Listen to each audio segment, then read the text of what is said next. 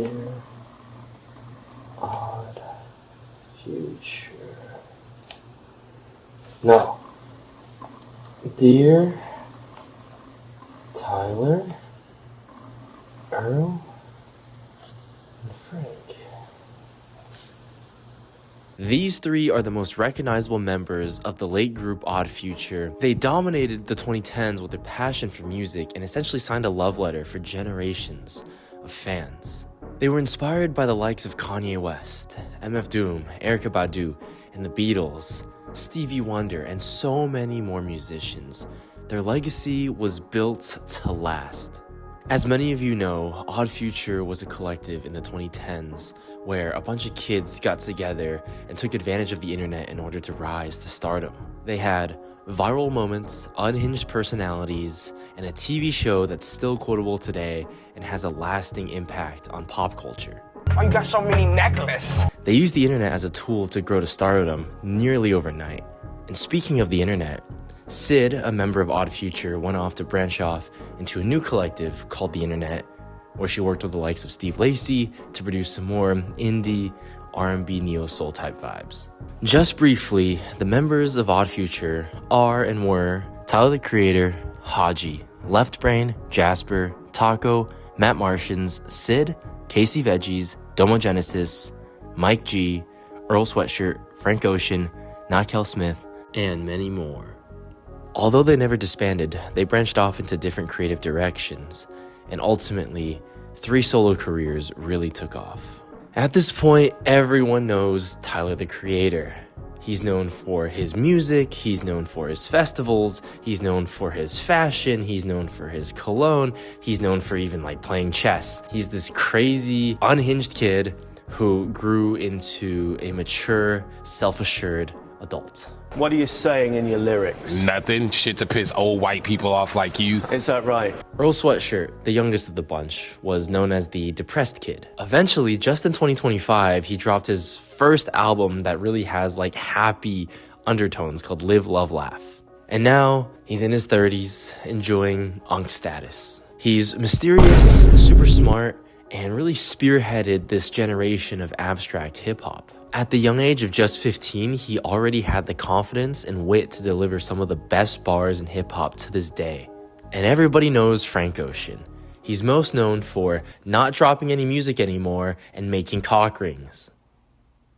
Arguably, their entire discography is full of classics, with the only bad apple being Goblin. Among that sea of great music, for some reason, 3 albums stick out to me the most, and in pop culture. When I flashed all the albums on the screen earlier, you definitely recognize them. There's also a 4th album that can be included among the bunch, but there's a reason why I'm excluding it. So I'm a 2000s kid, but I really felt like I grew up and was able to spread my wings in the 2010s. That's when I had the freedom to be an individual, to creatively analyze the world around me, and to critically express my thoughts. The 2010s is when I decided what type of clothes I like wearing, what type of humor I like to express, what role models I'll look up to, and most importantly, what type of music I love. And like everybody else, it was an awkward growing period. I'll admit, at the end of the 2010s, I still didn't dress well. I wasn't self-assured, and I didn't really know what I was doing in life. But luckily, I had my friends, people around me to support me, and of course, music. In the 2010s, Odd Future released 3 consecutive classics in 2016, 2017, and 2018.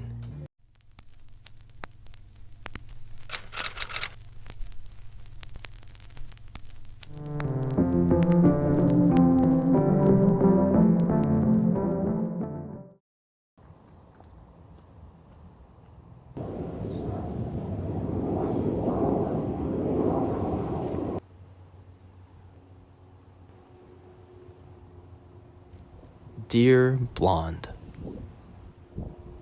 2017 was a weird year. Can't remember much, or maybe I remember too much, but don't want to admit it. I do remember sitting in art class one day, and we had some free time. I spent that time listening to Russ, No Copyright Sounds, Logic, XXXTentacion. I'm sitting with my friend, and he asks me what I'm listening to, and unabashed, I show him this song. Peter Pan, that's what. He politely nods and says, nice. Then I ask him, and he shows me this song. Or do you not think so far? Oh, Frank Ocean. Never heard of him. Does he have any more songs? Is a good guy. Bad luck to talk.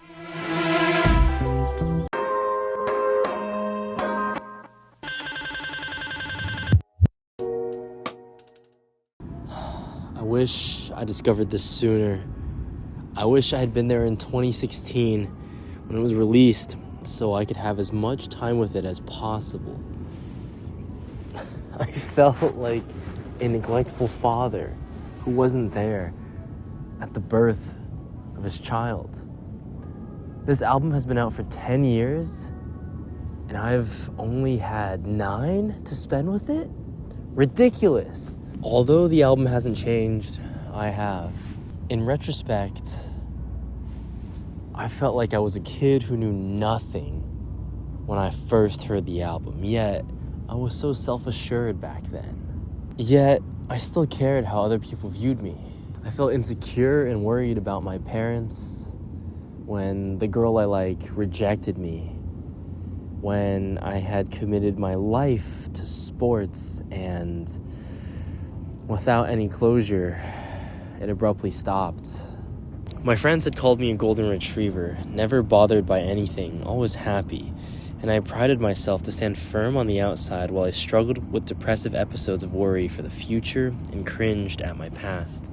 Fast forward now to the 2020s, and there's friends leaving, moving to a new city, first heartbreak, death, loneliness. But music was always by my side to brighten my mood. Blonde was there every step of the way. I remember getting high off the idea that Frank was dropping an album soon. I remember Googling Frank Ocean 2020 album. I'd get my hit of dopamine, looking at all the news articles and speculation that he'd be dropping, and then nothing. 2021, Frank Ocean album. Nothing. That cycle repeated a couple more years until finally I kind of gave up. Frank's not dropping another album. It was kind of like a New Year's resolution that never lasted. But maybe that's okay. That's what makes Blonde so special. In the 9 years I've gotten to know the album, I've realized nothing can be better. I'm not gonna throw away my relationship and cheat on Blonde the moment Frank or someone else drops a new project. Blonde is the album I fell in love with. The album that was there when I needed a distraction. The album that was there when I was lonely. It was there from the very beginning. Not only was it the first album that I listened to front to back, it was also the album that got me interested in music and the life that I live now. If you don't know the album for some reason or haven't gotten to listen to it, you must. It's one of the quintessential albums of the 2010s that everyone with emotions should listen to. Without going too in-depth into what to expect from the content, it's the sound that shaped R&B for a decade so far, and the influence will continue to spread. It's a mysterious but loving piece of work, broken into multiple parts. It's a love letter to music and humanity, shepherded by some of the most prominent musicians of previous and current generations.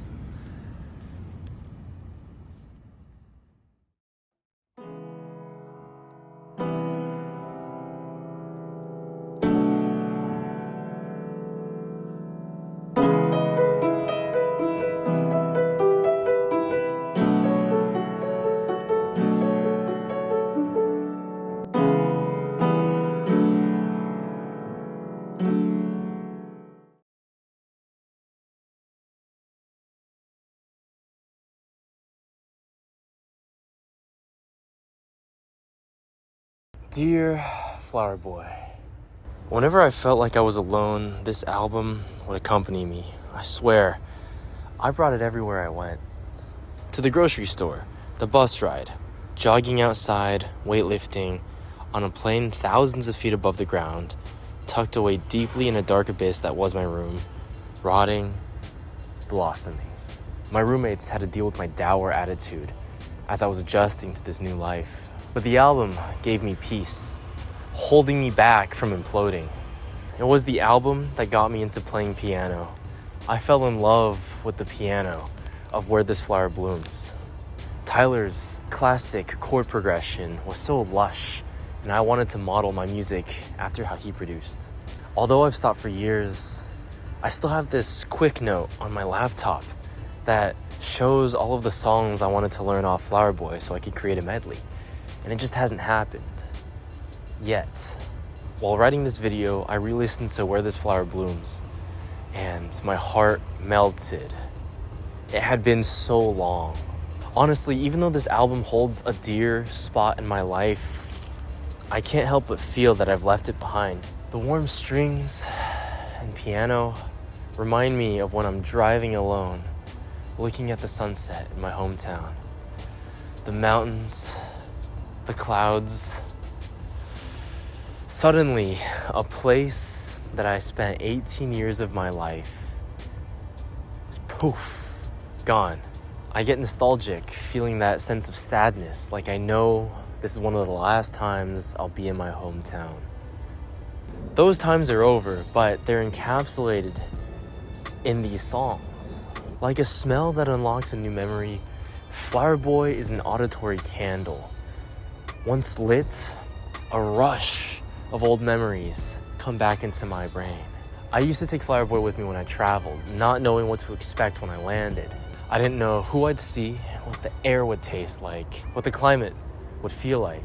At least I would have the familiar sounds of Flower Boy to not feel like a complete foreigner. Tyler's internalized homophobia took his journey down an unexpected path into maturity. As he grew, so did the music. Although Tyler was a star before, this album broke him into the mainstream. His acceptance, his ability to reveal his truest self is what everyone latched onto. To me, no album in his discography is as polished, cohesive, and meaningful. It's the album that connects old Tyler and new Tyler and perfectly represents his past and his present.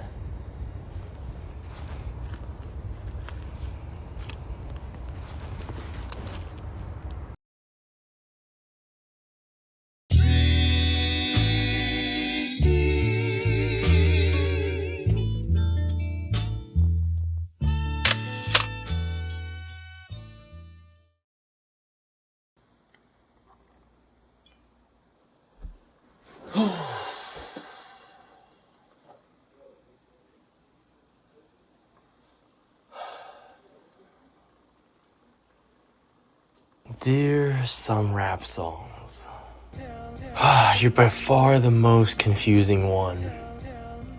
Not only did I hate you when I first heard you, but you gave me nothing.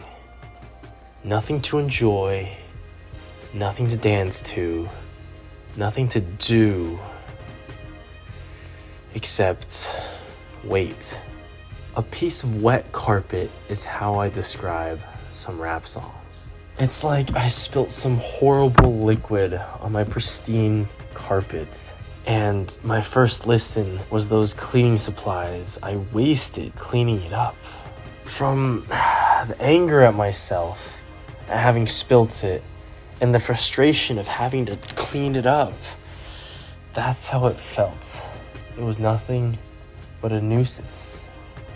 And now my carpet is damp in this one spot, so annoying. I have to avoid it because I don't want to step on a wet carpet with my socks on or my bare feet. I cringe at that feeling, yeah.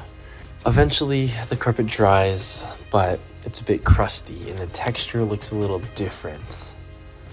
So, to fix this, you have to fluff it. That won't change the fact that it's still a dark stain on your nice, light carpet. Slowly, as each day passes, you habituate. This stain is now a trademark of your room. This Rorschach test shows that you were here. It's your contribution to the carpet, to the floor, to the building. it's not so bad anymore. What used to be frustrating now is just a signature part of your room, like your posters, your records, and your other decoration. Those once dissonant vocal chops and eerie loops now become the doorway to a welcome experience. The dreariness of emotional lows is jolted awake, and suddenly you're not having a nightmare-induced depression, you're living it. But at least now you're able to experience all the senses granted to you by consciousness, and not just whatever is limited by your REM cycle. Suddenly everything seems brighter and sharper. Y'all trying to sing?